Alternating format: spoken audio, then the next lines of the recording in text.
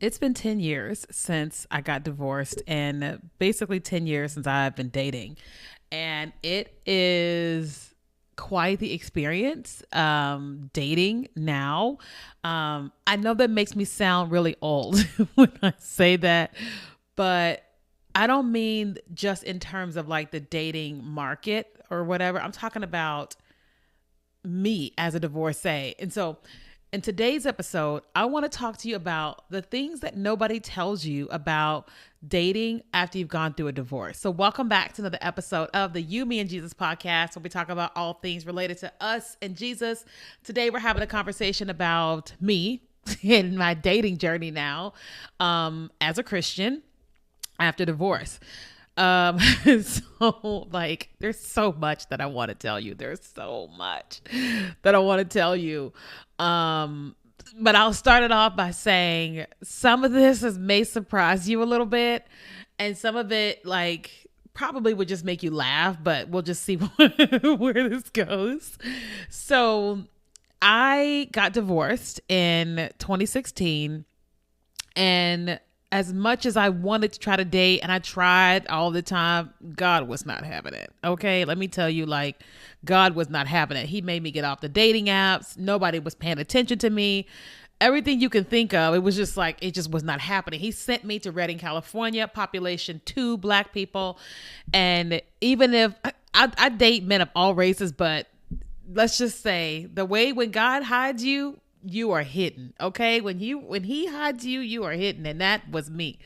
So I tried for the last 10 years, but it hasn't been until I moved here back to Houston that it just feels like open season. It really feels like open season, which is cool, which is good. Right.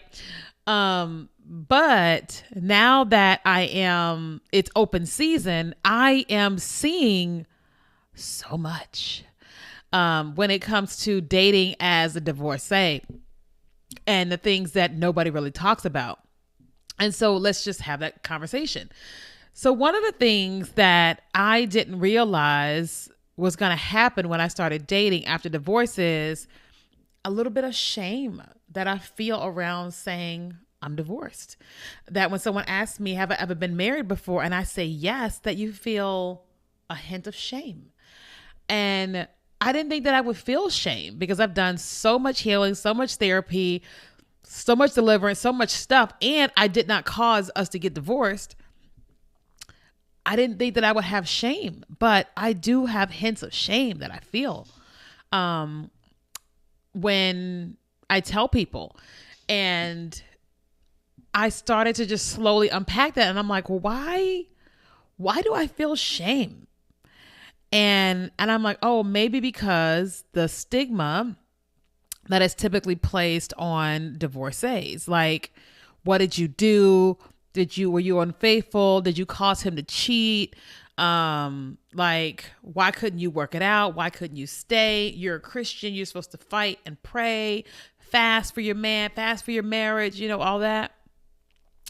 And I think that and I've dealt with a lot of that in therapy and deliverance and stuff, but just now being out here and talking to people and trying to date and having to tell people over and over and over and over and over and over again that I'm a divorcee, and then having to tell them why I got divorced. And if they ask more questions, then in needing to explain that. Now, some people would say, you don't have to explain yourself. Well, I don't take it negatively, because if I met someone and they were divorced, I would want to know, well, why did you get divorced? Right? I would want them to talk to me about what was their reasoning for getting divorced, and then how do they feel about divorce and remarriage, and are they ready for remarriage? I would want to know those things. And so I expect that people want to know them from me, but I just didn't realize how I would feel with people asking me that over and over and over and over and over again.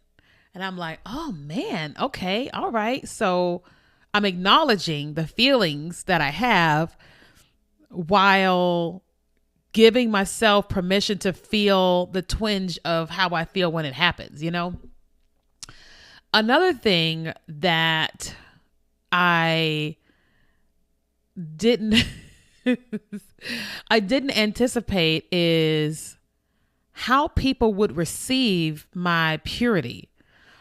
So I met some people a week ago and I hung out with them and they were telling me about this lady. Her name is Kendra G, and she has this online dating show, and you go live on Instagram or YouTube or TikTok or Facebook with her side by side. And she asks you a series of questions with thousands of people watching, potentially men, whatever, watching. And they were like, you should go on her show. And I was like, well, sure, whatever. If God brings him that way, that's fine, whatever. And so I like, you download her dating app. Now, God is not familiar. He doesn't like to be on dating apps, but I did it. I'm sure he'll come for me. You know, it is what it is. I'm just being honest. Okay. I'm being honest, and download the dating app, whatever. So then I go about my life.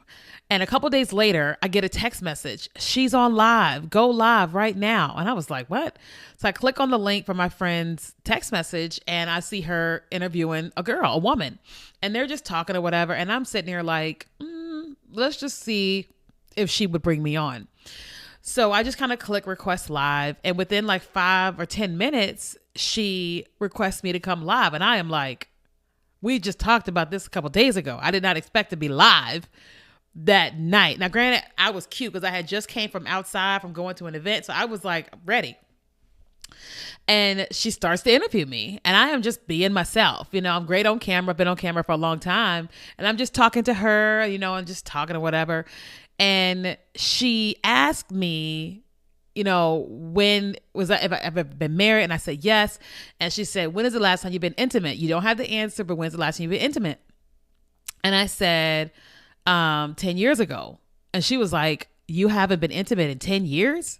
And I was like, no. And she was like, are you waiting for marriage? And I was like, yeah. And she is just like in awe that I'm waiting for marriage. And I was, you know, and I'm like, I think like, I forget that people aren't doing that, right? Like I don't think that people really anticipated that because someone has been intimate previously that they would hold off until marriage in the future. And so I didn't anticipate that. And so then you got thousands of people in the comments doing whatever that they're doing, right? And most people are being very, very, very kind in the comments about the whole purity thing, that they're like, well, if that's, yeah, they're just like, okay, she's a Christian, so whatever. But she's kind of like, has that made dating hard for you? And I'm like, well, no, that hasn't made dating hard because I only date Christian men. And I mean, they already know what the Bible says. So if they're not with it, then there's something going on with them. They ain't got nothing to do with me. And she's like, true. You know, we're like live with like thousands of people watching. And she ends up taking our portion of the video and posted on YouTube to 970,000 people. Then she reposted again onto Instagram. And then she reposted again to Facebook. And I'm just like, okay. But for the most part, everybody gets it around the purity thing. But the other thing that I didn't anticipate is that as a woman who's gone through divorce, and as a woman who is getting her life together and runs a business and a successful business. And she was asking me like, how much money does your man need to make? And I was just like, well, he needs to make at least 100,000 because I make over 100,000 and I want him to feel confident and comfortable with someone who is doing really well. And because if he's not really doing really well, then I'm leading us. And I'm like, he at some point in time, if my lifestyle is this and his is this, I will either have to fall back or I'll have to bring him to my lifestyle, and I'm like, I'd rather have somebody who's already doing good or beyond, otherwise as a woman, I have the responsibility of my role as a woman. And then now I'm leading as a provider in a sense. I didn't say that, but you know what I mean? And that is where people just went crazy. People just went crazy. They're just like, I didn't anticipate that people would think that a woman that is in her 40s would be okay. A woman who's in her 40s who's successful would be okay with being with someone who's not successful or not as successful, or just having the desire to have somebody successful. I did not anticipate that it was that bad, women and men. Now granted, it's a lot of amazing people that are just like, no, girl, this is good. Like what you're asking for, you're not asking for too much. This is actually really, really good. But I didn't anticipate how people would feel about that, and then I didn't anticipate that the feeling that I have around meeting another divorcee. I've been meeting a lot of different people as I've been out, going to events, hosting events, and I've been meeting divorcees as well. And I'm finding myself maybe judging the other divorcees, the men.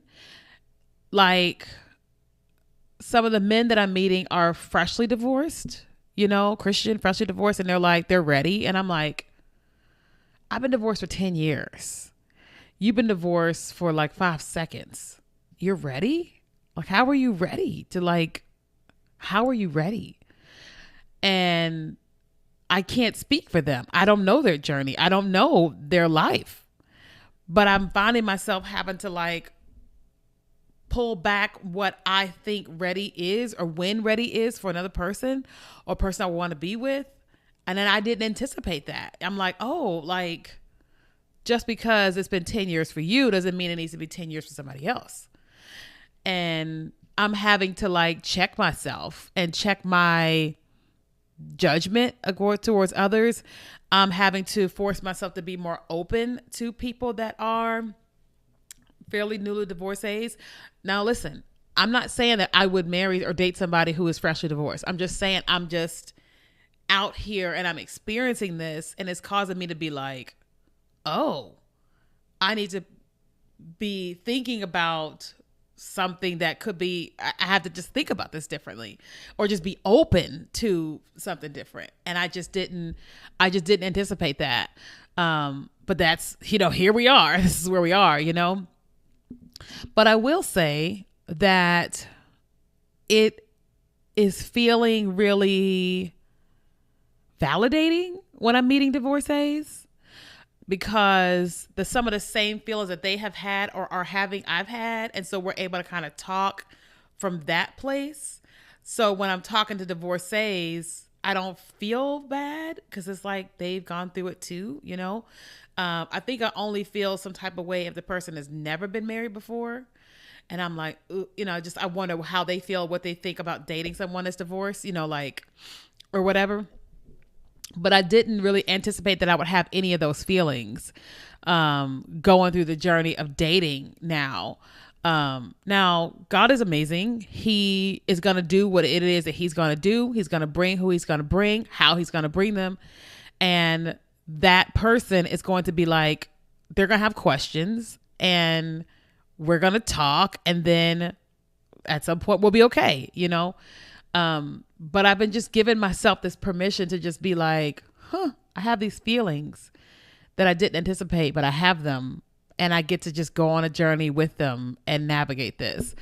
And so if you're somebody and you are going through a divorce, or you have gone through a divorce, be okay with your season, right? Make sure you're talking to God and with God through that entire season to find out what you're in, what you're out of, what he's doing, what he's not doing, what you should be doing, what you shouldn't be doing. That way it's a healthier season as you're navigating it or whatever.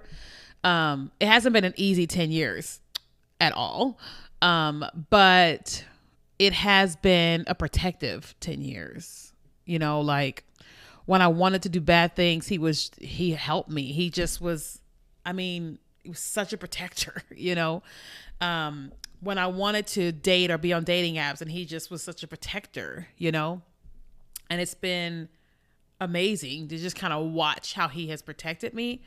I am antsy to see what is going to happen, when it's going to happen with someone, but I'm continuously working on being content as I can be. I have my, I have the balance between the two. It's sometimes, but I feel really hopeful. I feel really hopeful that he's going to bring someone, that my waiting and patience and all the dreams I've had at night and dreams other people have had, that it's going to come to pass. And I just get this amazing opportunity to just partner with him and share my journey with you and others. Like the cool thing is when I think about that show, on that show, we were hurt. Like normally she interviews people for like 5 minutes. For me, she had me up for like 10 minutes. We talked for a long time. And there were 2,700 people live that night. The video got posted up on YouTube. The last time I checked, it probably has like 3,000 or 4,000 views on YouTube. Let me see. I'm going to pull it up right now, and I'll tell you where everything is, and then how I'm kind of seeing this from a purity and Christian standpoint. So as of right now, the reposted video, let me see. Hold on. Sorry, podcast listeners. Okay. So the video is there twice on Instagram. So one on Instagram, there is 70. Oh, she's posted me so many times.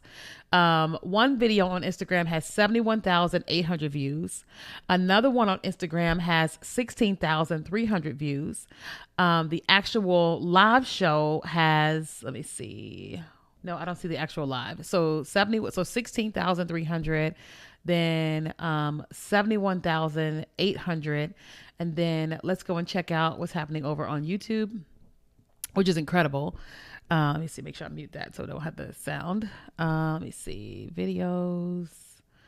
Then the next video of her and I, it has 11,000 views over on YouTube.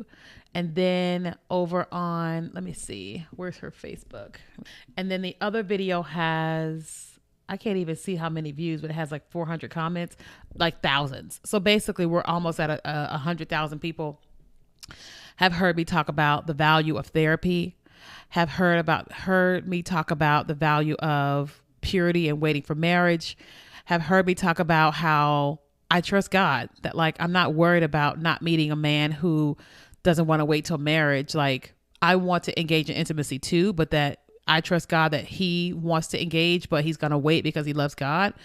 And all those people got to experience me saying all of that, live, and on the replays, and she keeps posting it, And so I just trust and believe that God is doing what he's doing. He uses everything to do what he does, and there you have it, So if you're lacking in hope, I hope that brings you hope, because I have hope, and I have hope for all of us.